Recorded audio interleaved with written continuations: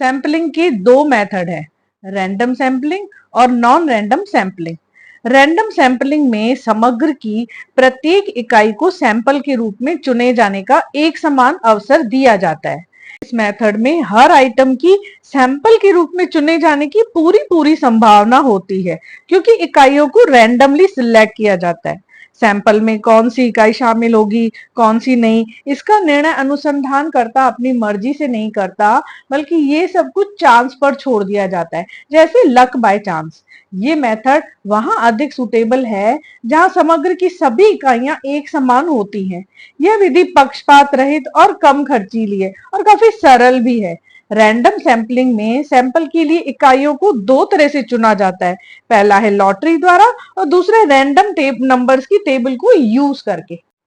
Lottery method में समग्र की सभी इकाइयों की पर्चियां बना ली जाती हैं और जितनी इकाइयां सैंपल में लेनी है उतनी पर्चियां रैंडमली निकाल दी जाती हैं। रैंडम सैंपलिंग का दूसरा मेथड है रैंडम नंबर्स की टेबल्स द्वारा। कई विद्वानों ने संख्याओं की सारणियां बनाई हैं जिनसे सैंपल को चूज करने में हेल्प मिलती है। इन टेबल्स में टिप्पेट की टेबल बहुत ज्यादा फेमस है। टिप्पेट ने 41,600 अंकों को यूज कर चार चार अंकों वाली 10,400 संख्याओं का चुनाव किया है। इस मेथड में समग्र की सभी मदों को पहले सीरियल वाइज लिख दिया जाता है, फिर टिपेट टेबल की हेल्प से जितने सैंपल चाहिए उतने नंबर्स को चूज कर दिया जाता है। सैंपलिंग का दूसरा मेथड है नॉन रैंडम सैंपलिंग। इसमें समग्र की सभी इकाइयों को सैंपल के रूप में चुने जाने का समान अवसर नहीं मिलता है। ये काफी कुछ इन्वेस्टिगेटर की पर्सनल चॉइस पर डिपेंड करता है। नॉन रैंडम सैंपलिंग भी कई तरह के होते हैं। उसमें सबसे पहला है पर्पजिव सैंपलिंग, यानी सविचार प्रतिदर्श। इस मेथड में अनुसंधानकर्ता सैंपल के रूप में ऐसी इकाइयों को चुन लेता है जो उसके विचार से पूरे समग्र को रिप्रेजेंट करती हैं। ये मेथड ऐसे इन्वेस्टिगेशन के लिए सूटेबल है जहां कुछ इकाइयां इतनी महत्वपूर्ण हो कि उनको सैंपल में सिलेक्ट करना बहुत जरूरी हो जाता है। जैसे इंडिया में अगर आयरन एंड स्टील इंडस्ट्री पर कोई सर्वे करना हो तो Tata iron and steel company को शामिल किए बिना ये सर्वे एक तरह से अधूरा होगा। दूसरा मेथड है मिक्स सैंपलिंग या मिश्रित प्रतिदर्श। इसे मिक्स मेथड इसलिए कहा जाता है क्योंकि रैंडम सैंपलिंग और पर्पजिव सैंपलिंग दोनों का मिक्सचर है। इसमें समग्र की सभी इकाइयों को उनकी किसी क्वालिटी के बेस पर ग्रुप्स में डिवाइड कर दिया जाता है और फिर इन ग्रुप्स में से रैंडमली कुछ इकाइयों को सैंपल के रूप में चूज कर लिया जाता है।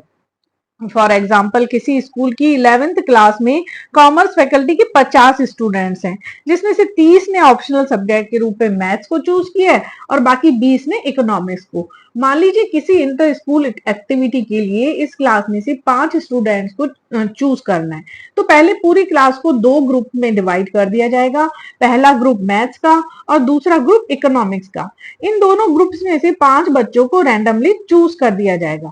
ये सिलेक्शन भी प्रोपोर्शनल और नॉन प्रोपोर्शनल दोनों तरीके से हो सकता है। जैसे अगर 30 बच्चों में से 3 को और 20 बच्चों में से 2 को सिलेक्ट किया जाता है तो ये प्रोपोर्शनल मेथड कहलाएगा। और यदि 30 स्टूडेंट्स में से 4 को और बाकी 20 में से 1 को सिलेक्ट किया जाता है तो ये नॉन प्रोपोर्शनल मेथड कहलाएगा।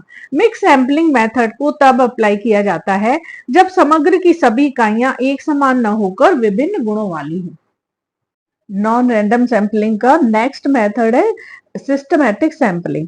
इस मेथड में समग्र की सभी इकाइयों को किसी सिस्टम से अरेंज कर दिया जाता है, जैसे न्यूमेरिकली या अल्फाबेटिकली। फिर सैंपल के लिए पहली इकाई का चुनाव रैंडमली किया जाता है। जैसे मान लीजिए सेम एग्जांपल हमारे सामने है कि 11th क्लास की कॉमर्स फैकल्टी में 50 स्टूडेंट्स हैं और हमें इंटर स्कूल एक्टिविटी के लिए 5 बच्चों को सिलेक्ट करना है। तो ये डिसाइड किया जाता है कि पहले क्लास के सभी स्टूडेंट्स को अल्फाबेटिकली खड़ा कर दिया जाएगा। जैसे पहले ए नाम वाले स्टूडेंट्स, फिर बी, फिर सी और आगे इसी तरह। फिर ये तय किया जाता है कि हर 10वें स्टूडेंट का सिलेक्शन सैंपल में किया जाएगा। ये एक तरह से रैंडम सैंपलिंग की तरह से ही है, पर इसमें सभी इकाइयों को सैंपल में चूज होने का समान अवसर नहीं मिलता, क्योंकि पहली इकाई को तो रैंडमली चूज किया जाता है लेकिन बाकी की इकाइयों को तय किए गए सिस्टम से ही चूज करना पड़ता है। नेक्स्ट है कोटा सैंपलिंग। इस मेथड में समग्र की सभी इकाइयों को किसी क्वालिटी के बेस पर ग्रुप्स में डिवाइड कर दिया जाता है और हर ग्रुप में सिलेक्शन का कोटा डिसाइड कर दिया जाता है और फिर एन्यूमरेटर यानी गणक को ये बता दिया जाता है कि किस ग्रुप में से कितनी इकाइयों का सिलेक्शन करना है। जैसे क्लास 11 कॉमर्स फैकल्टी के 50 स्टूडेंट्स में से 30 मैथ्स के हैं और 20 इकोनॉमिक्स के, और क्योंकि 5 स्टूडेंट को सिलेक्ट करना है तो प्रिंसिपल द्वारा क्लास टीचर को ये बता दिया गया कि मैथ्स के 3 और इको के 2 स्टूडेंट्स को चूज करें, यानी 3 और 2 का कोटा फिक्स कर दिया गया। कोटा फिक्स करने के बाद एन्यूमरेटर को ये पावर होती है कि फिक्स कोटे के बराबर इकाइयों का चुनाव स्वयं करें। यहाँ टीचर को ये पावर है कि वो मैथ्स के 3 और इको के 2 स्टूडेंट सिलेक्ट करें। इसलिए इस मेथड में पार्शियलिटी यानी पक्षपात की संभावना रहती है। लास्ट मेथड है कन्वीनियंस सैंपलिंग। इस मेथड में इन्वेस्टिगेटर अपनी कन्वीनियंस यानी सुविधा से सैंपल की इकाइयों को चूज करता है। उसे सिलेक्शन की पूरी फ्रीडम होती है। जैसे यहाँ पर प्रिंसिपल सिंपली अटेंडेंस रजिस्टर मंगाकर उसमें से 5 बच्चों को सिलेक्ट कर लेता है। ये मेथड बहुत ही इजी और कन्वीनियंट तो है, पर ये किसी भी तरह से साइंटिफिक और रिलायबल नहीं है। इस मेथड में एक अविश्वास की स्थिति बनी रहती है। जैसे अगर यहाँ पर 5 बच्चों का सिलेक्शन करके लिस्ट आ जाती है तो नेचुरली स्टूडेंट्स के मन में कई तरह के सवाल उठते रहेंगे।